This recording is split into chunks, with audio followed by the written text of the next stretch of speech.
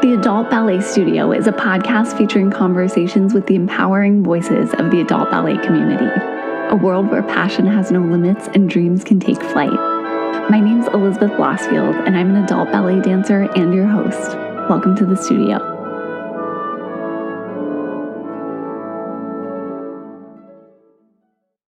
Happy Tuesday, everybody, and welcome back to the Adult Ballet Studio. I'm really excited to be speaking with our guest for this month because she's so talented and she was so much fun to talk to.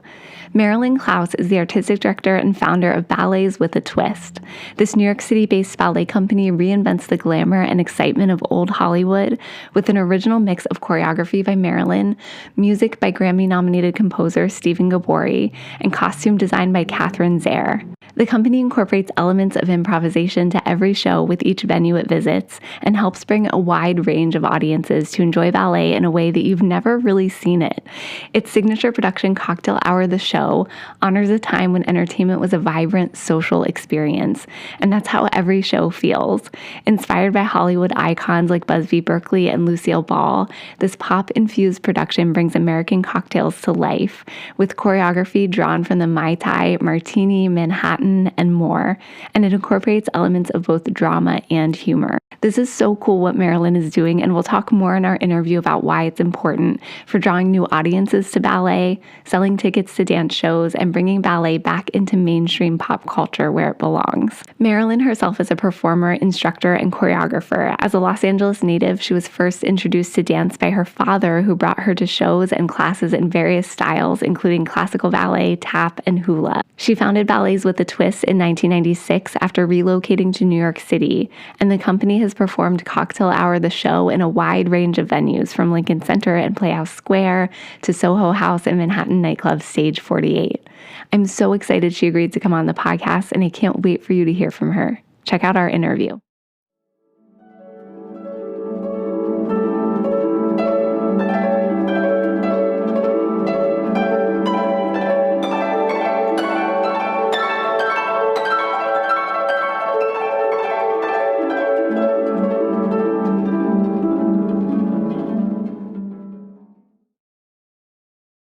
Hi, Marilyn. I'm really excited to talk to you. I love all of your work. But for anyone who's listening who might not be familiar, could you just start off with a little bit about your background and Ballets with a Twist? Yes. Well, I'm from the Los Angeles area.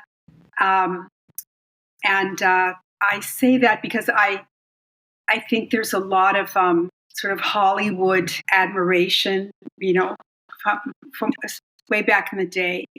And so my studied ballet, and he was a businessman. But when I was a little child, he would take me with him. And so I would just get all involved, evening adult class. But it happened that the teacher was a refugee, so European from the Ballet Russe. And so a lot of them ended up in Hollywood films and things. So he just stayed there, and he had a little studio. And the studio was in these beautiful old buildings, which they call Mexican Baroque, which had these little patios and this and that. And I used to ride my tricycle around, and then when I felt was the appropriate time of the music, I would burst into the studio. And, I would be partnered by this fabulous Ballet Russe soloist named Buddy Yost. And then the other thing I did was tap and hula. So it's very much an entertainment concept, my childhood. So yeah, when I came to New York to study, and I was very shocked by minimalism. Really didn't get it, and still don't. So I just pretty much, I guess, ignored everything. And then eventually I just said, well, okay, fine. And I just started choreographing. I had really been choreographing since I was little. I mean, I didn't know it was choreographing, but I've been making up dances. And so Ballets with a Twist, one of my teachers, Valerie Grieg, who was in the Australian ballet, she kind of came up with the title. She said, yes, it's ballet, but it's with a twist. So I said, okay, well, let's just use that. I could go on and on, but I'm just going to be quiet now. No, I love that. Thank you so much for going into that backstory because I love this idea that your childhood was defined by, entertainment and experimentation and just following your curiosity, and that really opened up this creative space for Yes, you. yes, yes. I'm very, very lucky, I have to say. It's honest engine all the way. And I love the name Ballets with a Twist, because as you said, you brought this twist to an art form that has been, historically very structured. And also, it fits into the cocktail theme with your show, Cocktail Hour. So could you talk about your show, Cocktail Hour, the show? It's so original. It blends, cocktails and dance. So how did you come up with the idea to bring those two elements together? So again, it always goes back to my parents. So and my dad used to be, and my sister used to go on those shows, like these TV local dance shows, and compete for prizes. Because my sister's older, so they would do rock and roll, like during Elvis Presley, James Dean period. And then in their my father had our den fitted out with a ballet bar, and on the brick patio he put wood so we could do our ballet. But they also had a hidden bar, so you could push like a panel door, and you'd open it up in this gorgeous bar with all these fancy bottles. So I always thought, oh, that's amazing, And then I think that was the period of the 3 martini lunch, etc. So I don't know why. I have no idea why, but I decided I was going to make a dance called Mai Tai, and that was a big drink in LA. And I know my parents used to order it when we'd go to this restaurant called Trader Vic's. My mom would order that. So I made a Hawaiian a dance, and I called it Mai Tai. And I was really shocked how all the hula mudras that I had learned as a child were exactly the same technique as the ballet port de bras. So everything, the back, the upper arms, everything. So that was really handy. So those two things went together, miraculously. And then my girlfriend, Lynn Parkerson, who now has the Brooklyn Ballet, at that time she was the founder and producer of Dance at Holy Trinity, which was on 88th Street. And before that, Jean Erdman was there, who, I don't know, she was married to Joseph Campbell, the hero with 1,000 faces and all that. So she would do these ballets about Yeats and things like this. And then, she had been in the Graham Company. But anyway, so they had a beautiful place. And so Lynn invited me to be in a group show. And so I showed Mai Tai there. And so that was the first cocktail, And then I thought, okay, well, let's just keep going, And then I did. So I just kept making cocktails. And the next one I made was Gimlet, and I made her to be a guest on the Johnny Carson show. So that was 3 pieces in a suite. And the Gimlet appeared on the quote unquote Johnny Carson show. And then I made his monologue. I made his variation from Johnny Carson's monologue. So a lot of pop influences. But now I have about 40 of these dances. Oh, wow. I really decided that they're cultural cocktails. They have absolutely nothing to do with alcohol. For instance, our absinthe, I knew that the French were the first to become literate, and even the laundresses, they all read. And they did the first, I know the Germans had the printing press, but the French did popular, like with Balzac and Georges Sand, stuff like that. So I said, okay, well, great. She is no longer in the opera. She's no longer dancing at the opera. And so now, she's on her way out. Because I figured, well, those dancers probably had a pretty good heyday, but then at a certain point when they were no longer wanted, that was, so her wings, she has wings. She's a green fairy because of the absinthe with Toulouse-Lautrec and all that. So you see what I mean? It's just never ending. You just have one thing after the other.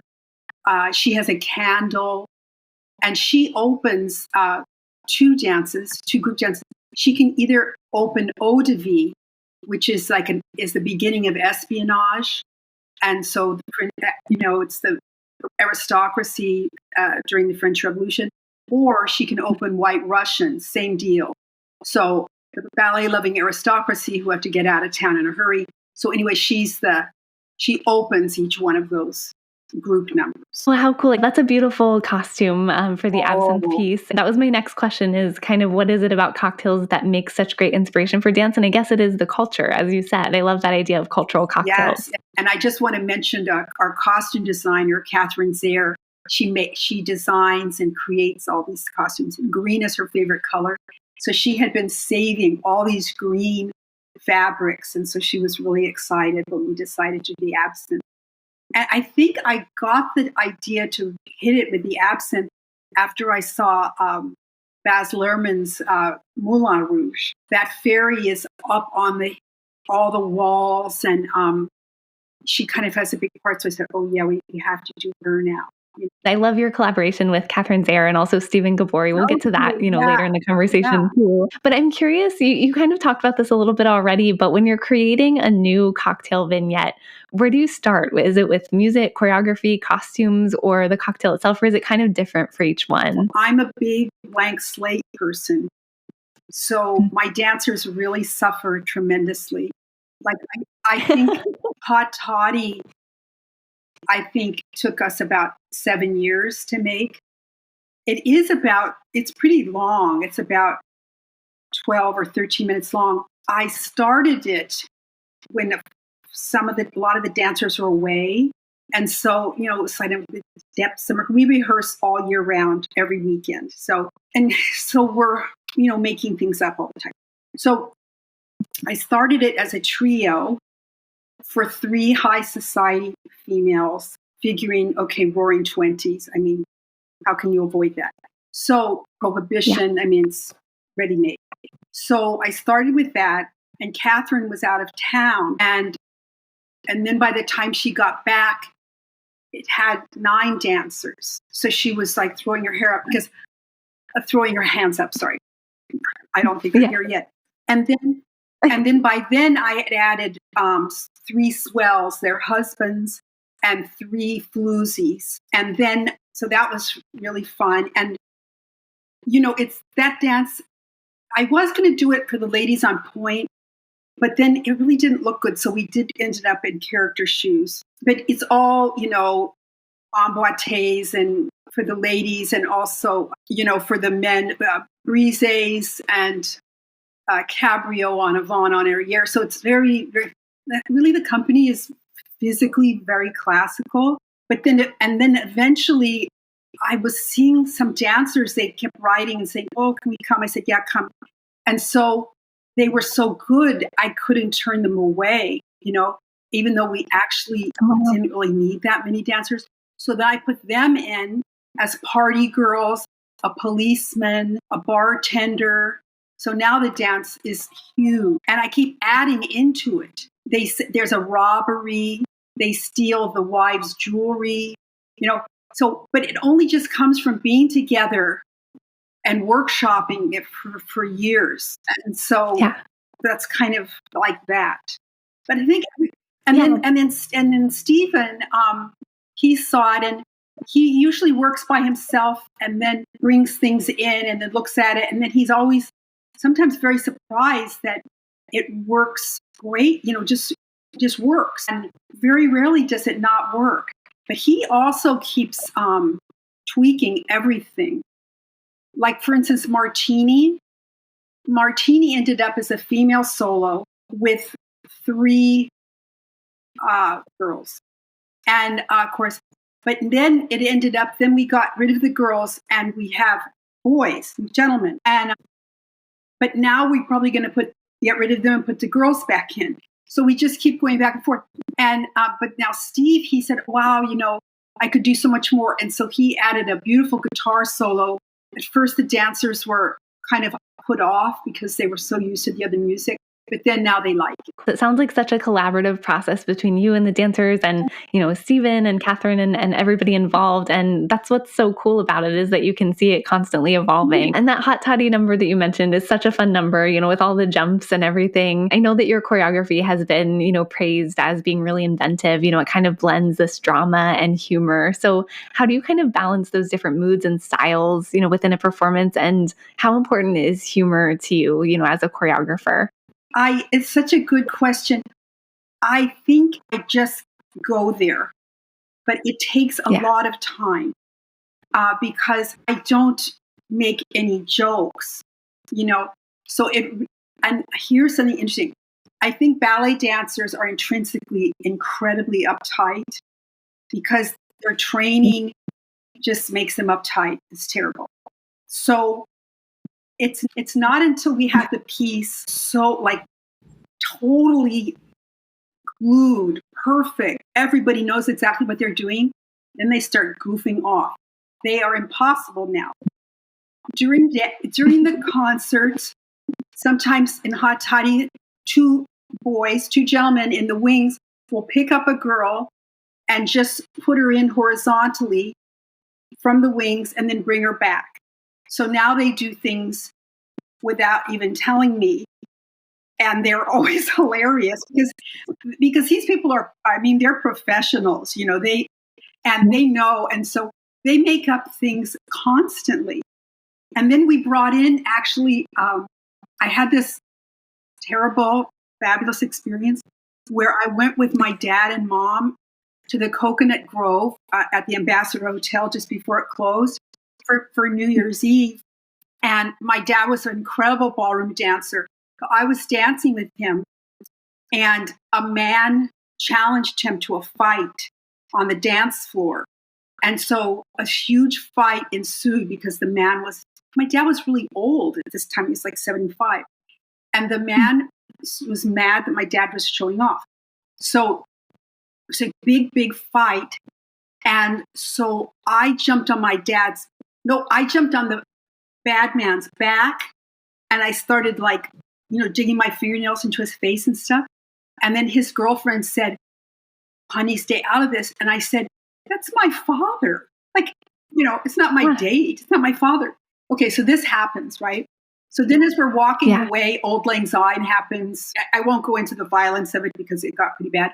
And then we walked back to my mom. My mom saw nothing because of all the people. And my dad says to me, "Why'd you have to tell him I was your old man?" Kind of a deal.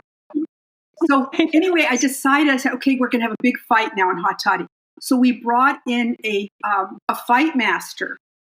And so he choreographed, which I couldn't do, this whole fight. So there's a whole ruckus that breaks out in the middle of the dance, which is really fun. Wow, what a crazy roller coaster. I'm such a scary situation. I'm so glad that you and your dad were okay. But yeah, what an interesting source of inspiration to gain for, that my piece. understanding is that my girlfriend said to me, because she was an actress, she said, the quote is that comedy is like tragedy, only more so. That's supposed to be a big deal, that actors who have to play it really straight. And so, yes, the audience does laugh, but they think they're coming to ballet, so they're not sure if they're supposed to laugh. So I have to make the program in such a way that they finally realize they're allowed to laugh. Then they do start laughing. But, you're up against a bit of a problem with the audience etiquette. That's so interesting that you mentioned that, because I know that ballet, as you said, has historically been sort of a rigid, uptight art form, a little bit, exclusive. And I'm curious how all of these elements that you incorporate in your show kind of work to make ballet more accessible to diverse audiences. Because as you said, they don't know that they're allowed to laugh at first, and then by the end they're laughing. I am, again, super lucky because theaters are really looking to bring a dance show in that can sell tickets. And a lot of the shows that are available are a little inside, they're a little bit insular, and they don't have an entertainment component. And so there's a great relief when programmer sees, oh my God, I'm going to take a chance to bring dance in, because dance isn't selling in these theaters out of New York, and so they're greatly relieved, and the audience, we pride ourselves. For instance, we just made a newspaper, like a vintage newspaper. Nico Malvaldi is our designer, and so then we get stickers that we make just for that venue, and we send like 100 newspapers, and they put them around, and it has pictures, and we truly have to entice the people back in to the theater, So we don't have a problem. I mean, we're super lucky because the programmers really want to bring dance in. And then the other thing we do is, for instance, Randy Alexander, which is about Alexander the Great of Macedonia. It's a martial dance. So the score is a marching band, which Steve devised. So then we started getting the idea, well, hey, municipalities do spend money on their marching band programs for football, be it high school or college football. So when we talk to the programmers, and these people have limited budgets, so we say, hey, we've got this piece. So we've been working around the nation with the high school and college marching bands, and then we have them march into the theater and go up on the stage and accompany us. And we did this. Oh, yeah, so and cool. we did this even here. We had the Rahway High School marching band accompany us when we performed with Cyndi Lauper. And we performed with her at the Beacon Theater. And of course, that was an entertainment-oriented crowd. But they loved it, when this whole marching band, because they've got uniforms and they're fantastic, So I just absolutely love, my big goal is to perform at the Super Bowl because, they always have those big marching bands. Everyone says I'm out of my mind. That will never happen. But anyway, with the Randy Alexander. But now, Randy Alexander, I've switched around, so it's done only by females. So it's a female Brandy and then 6 Amazons. And so that's kind of really a nice flip. So, we get our little, groovy idea in there, as well as their marching band. And we've done it in Cleveland. Cleveland had an incredible marching band. We've done it here. We've done it in the University of Wisconsin. We've used their marching band. And we hope to do it in Louisiana, because you can only imagine how their band would be. Well, first of all, I don't think you're out of your mind at all. I think that we can rally and get you to the Super Bowl. Good. But I think this is so cool because you have so many really creative ideas that are kind of against the norm, within the traditional ballet industry. And it gets audiences to come to shows who aren't normally, a typical ballet audience. Yeah. And then one other thing that we're doing, and we're doing it just in 3 weeks, is I take Dorothea Garland, a beautiful soloist, has been with me for a number of years. So we're going to Hartford, Wisconsin, the Shower Center. And they have a school as well as a performing arts center. And so we're going to do workshops with their younger dancers and the older dancers as well.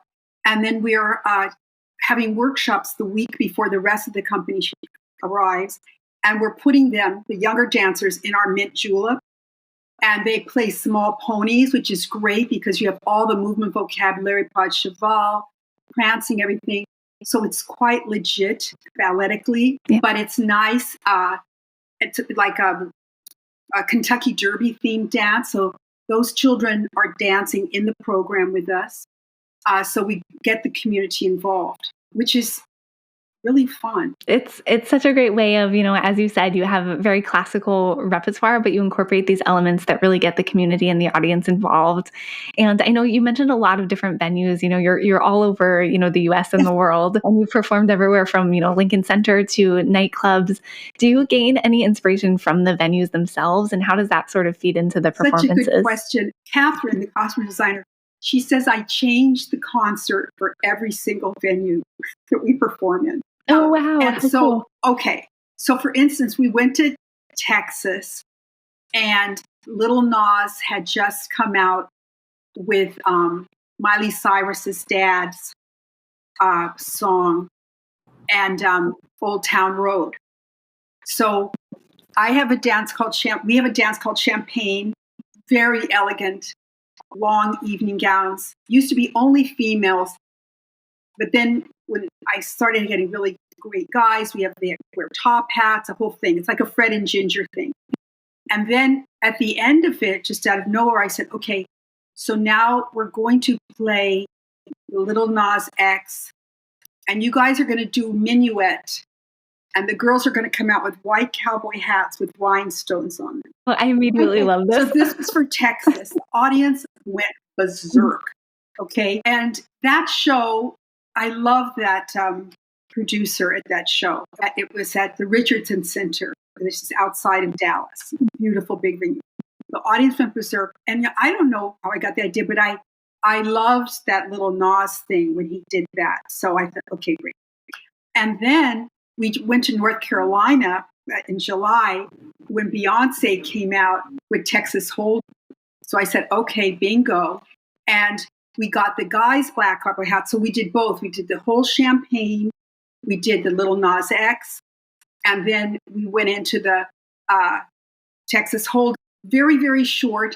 Ended up with a little hoedown. But we're keeping that for as long as we can before people get tired of it. You know what I mean? Like before it loses its shelf life.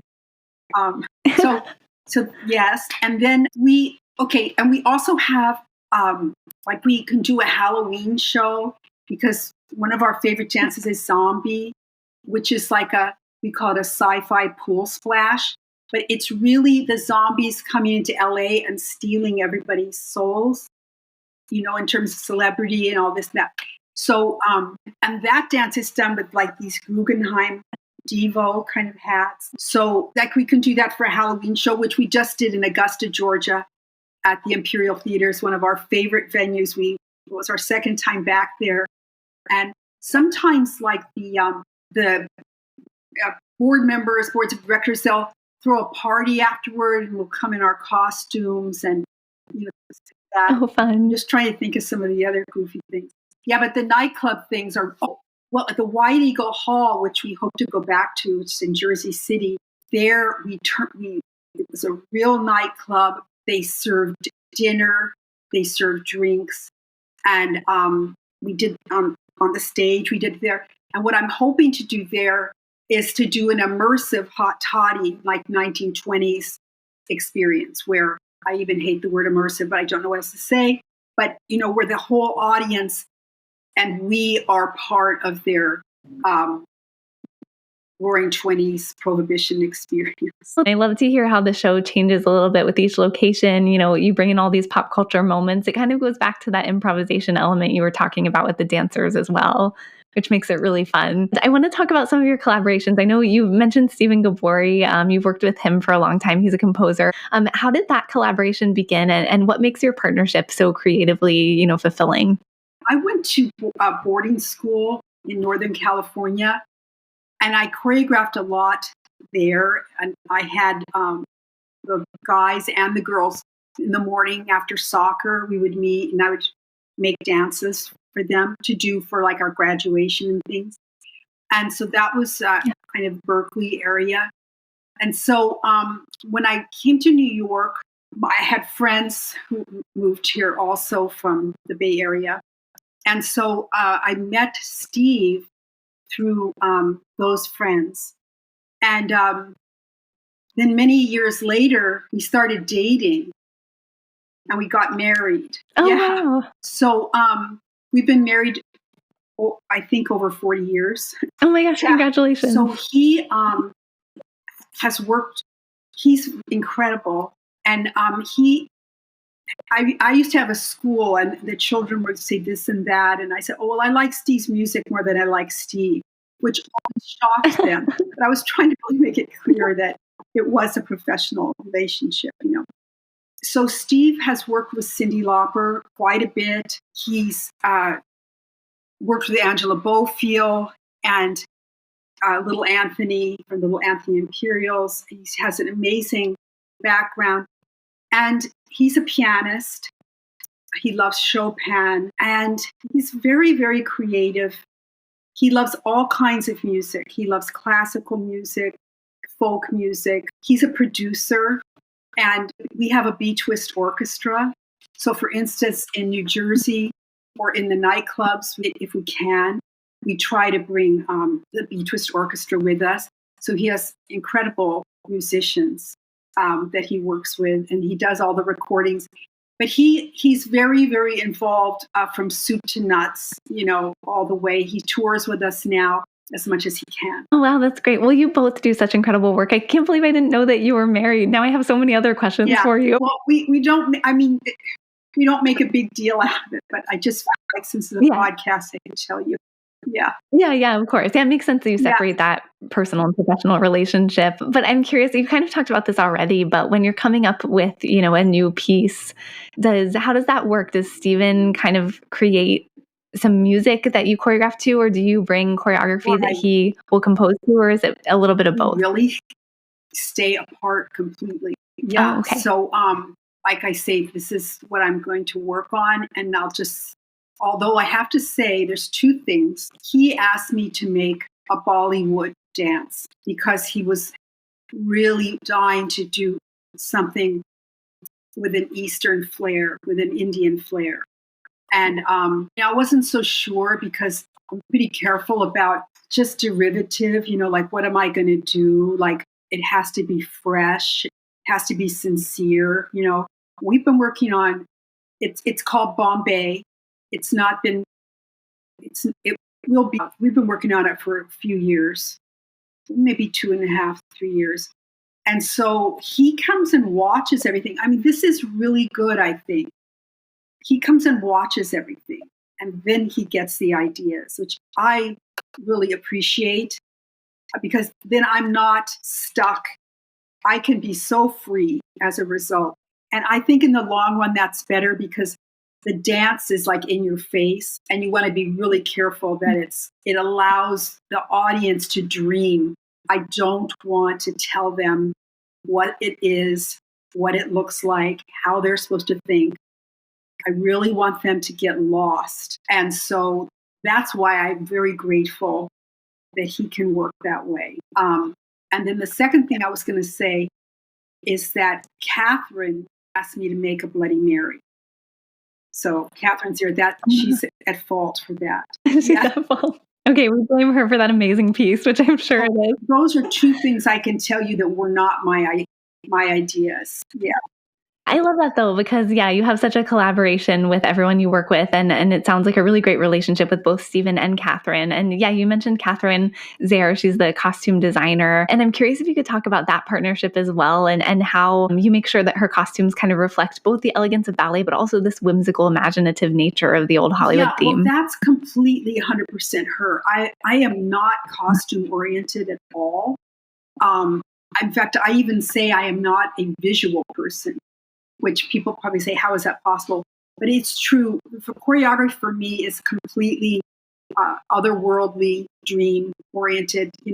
It's not what something looks like, really. Even when I was training in ballet, my ballet experience is not visual. I love Laban, and I love effort shape. And I love all of the spatial aspects and the geometrical aspects of ballet. And so my training took a lot longer than a very, very talented ballet dancer because I'm not a visual person. It became very organic for me.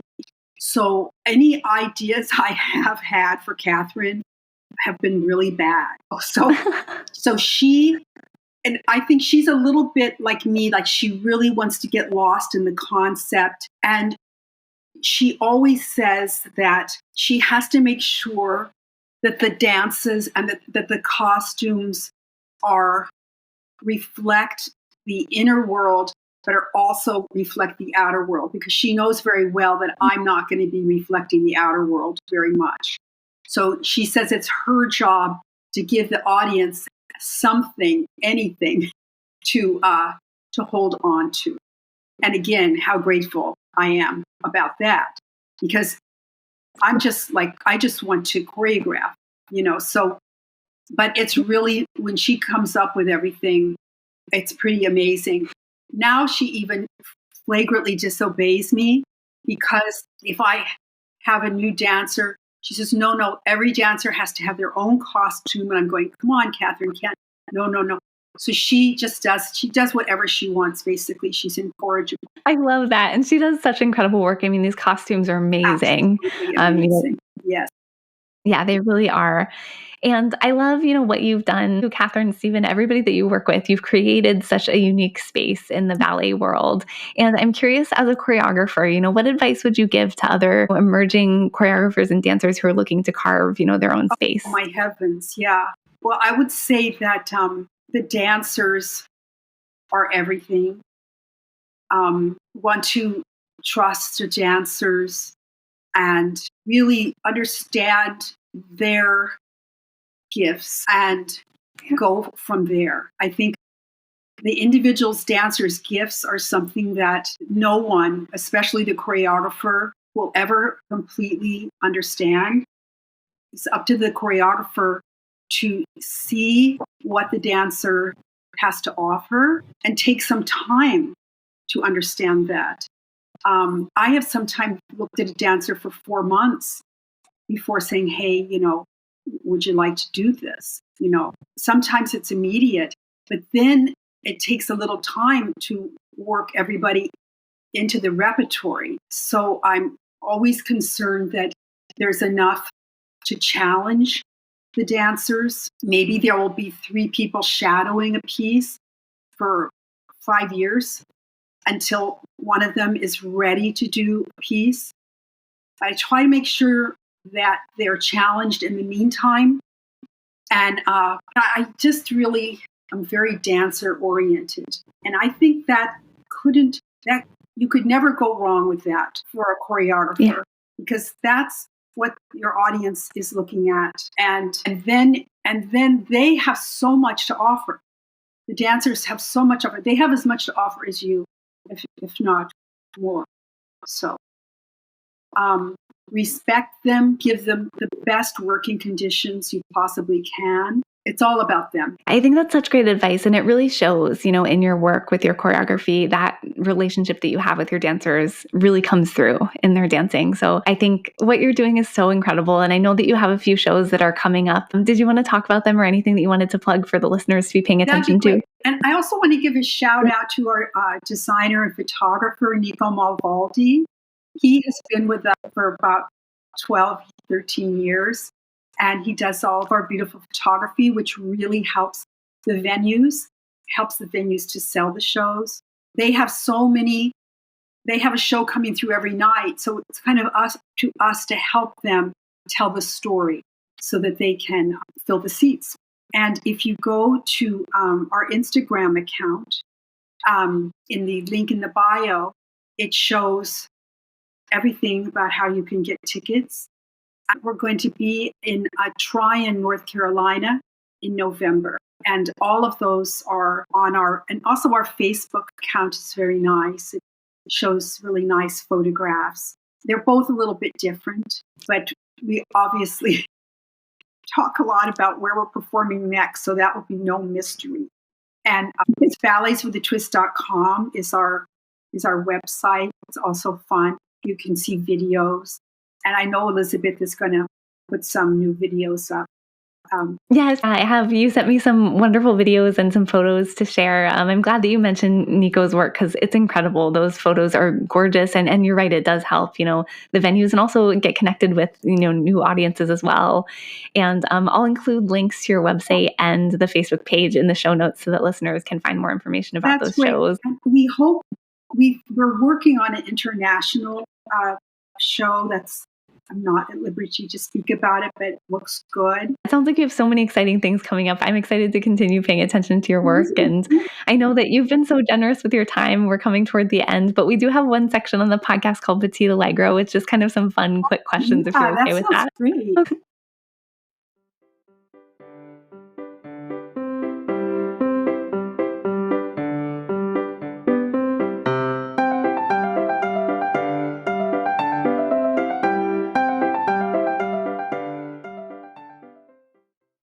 Well, I feel like the first question I have to ask you is, what's your favorite cocktail? Because you focus so much on cocktails. I'm a teetotaler.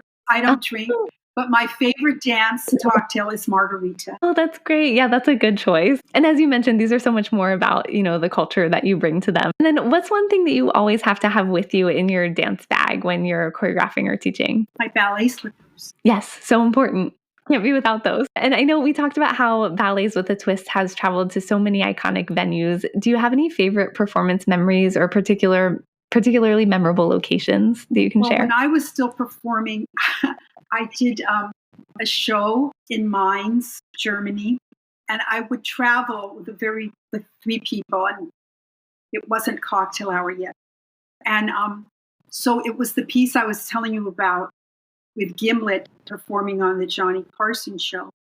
And I used to do the Gimlet role.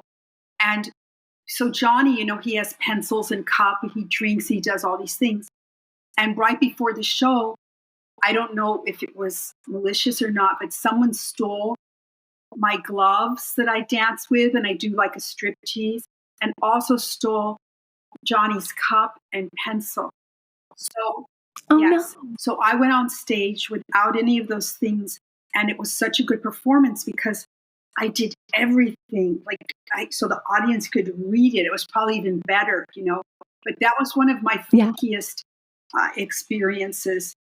And I never will know if they were angry with me or something, the theater staff. Wow, yeah, what a mystery. But yeah, a good nod to the show must go on, and you really embraced it.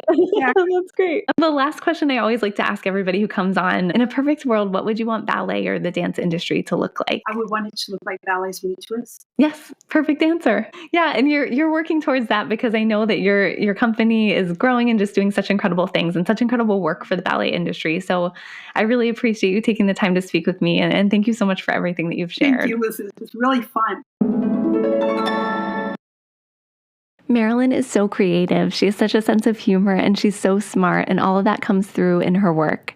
I was honored to have her on the podcast, and I hope anyone listening will check out an upcoming show. I'll include links to the Ballets with a Twist website and social media handles with ticket information for the upcoming show in North Carolina in the show notes. The show will be at Tryon Performing Arts Center in Tryon, North Carolina on Thursday, November 21st at 7:30 p.m. Thanks everyone for tuning in, and thanks to Marilyn for joining and for a great conversation. We don't have a mid-month episode this month, so the Adult Ballet Studio will be back with its final episode of 2024 on Tuesday, December 3rd. We have another great guest joining us who'll be discussing, of course, the Nutcracker for the holiday season. So make sure you tune in for that. If you like what you hear, please consider giving our show some love with a rating and review on your platform of choice. Or if you want to suggest a guest or have any questions, you can always reach out to me at theadultballetstudio@gmail.com or on social media at eblosfield. Talk to you soon, and in the meantime, keep dancing and see you at the bar.